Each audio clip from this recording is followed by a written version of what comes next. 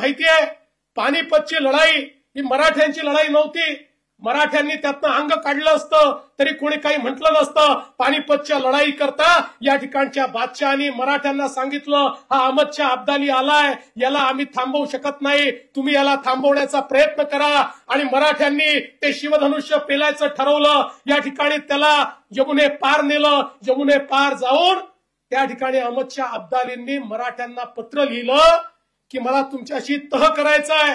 आणि काय तह करायचा आहे तर तुम्ही तेव्हाचा पूर्ण पंजाब म्हणजे पंजाब आताचा जो पूर्ण आहे पाकिस्तानासहित तो पंजाब, सिंध आणि बलुचिस्तान हे 3 प्रांत हे माझे आहेत, अहमदशाह अब्दालीचे आहेत, हे तुम्ही मान्य करा. उरलेला संपूर्ण भारत हा मराठ्यांचा आहे, हे मी मान्य करायला तयार आहे. अशा प्रकारचं पत्र लिहिलं. पण मराठे स्वतः करता लढत नव्हते.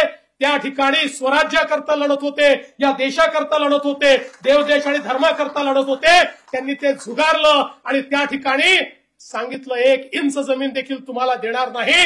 या देशाची 1-1 इंच जमीन ही आमची आहे, ही भारतीय संस्कृतीची आहे, ही आमच्या भगव्या झेंड्याखाली या ठिकाणी जी आमची संस्कृती आहे त्या संस्कृतीचं पाईक बनून या ठिकाणी आम्ही काम करू.